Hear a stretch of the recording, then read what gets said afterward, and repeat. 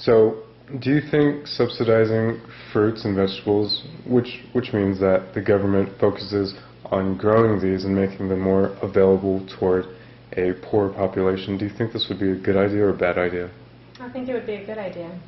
I think a lot of people tend to buy food that's either cheaper or on sale and tend to make those available as staples. Yeah.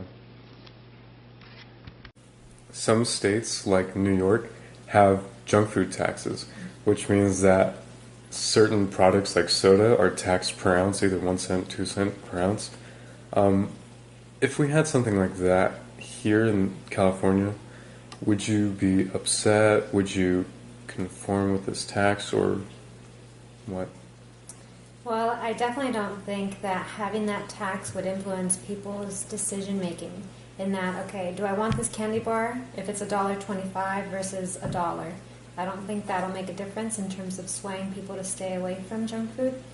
And ultimately, what is that tax going to go to? Is it going to go to the state's general fund, where it's just going to become another source of revenue that they're dependent on for miscellaneous things, or will it go towards funding programs that'll help families to become healthier?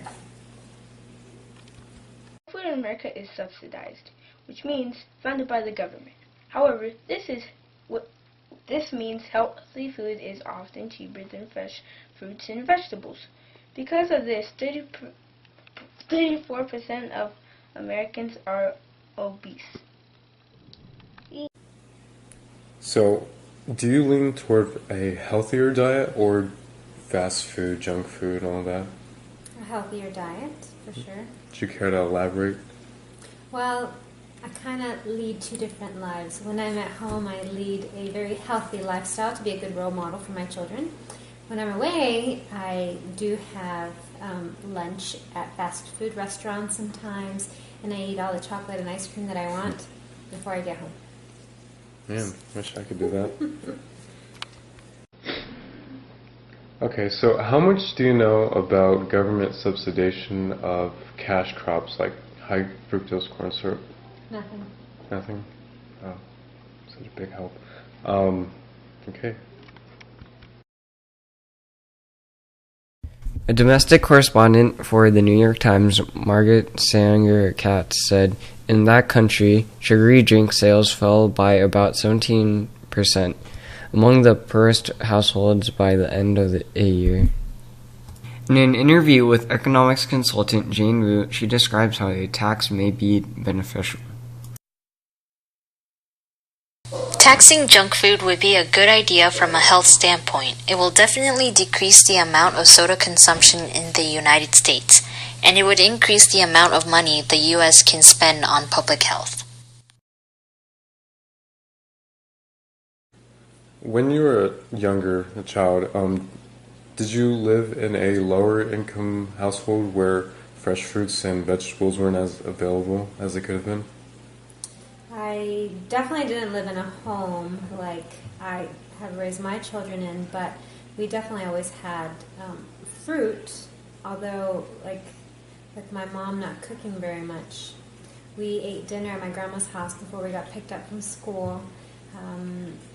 Within the Mexican diet, I don't think we ate probably as much vegetables as I should have eaten, although I don't think half of us do even now, since half your plate's supposed to be vegetables. Yeah.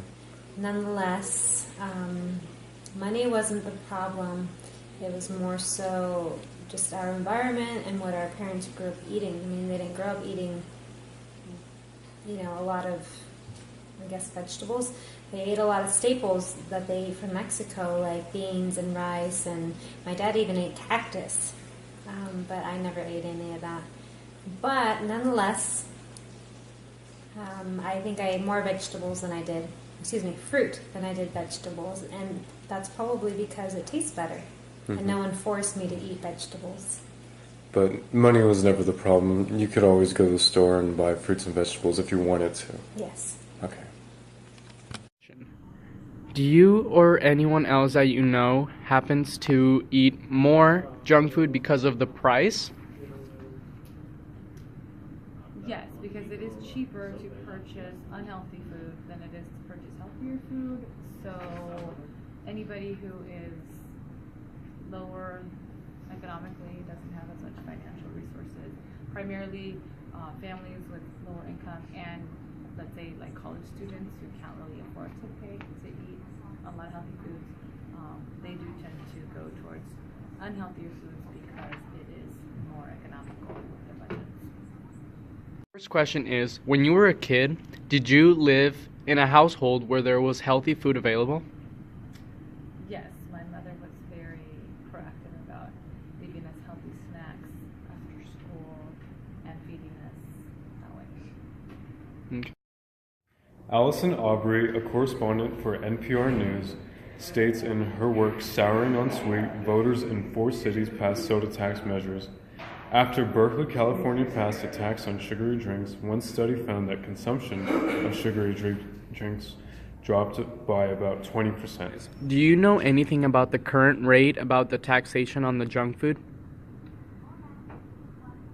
I've read a few things, but I haven't really seen a huge movement that actually makes it happen. So I don't like to eat a lot of junk food, so it really doesn't matter. Christina Fiore, a medical journalist at MedPage Today, says in her work, junk food tax could improve health. Price was also significantly associated with total calorie intake and body weight.